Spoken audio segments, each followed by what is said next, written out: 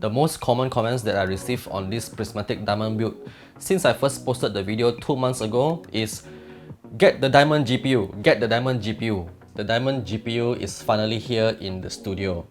Palit is officially making a comeback here in the Malaysian GPU market and currently being distributed by Connectex Malaysia.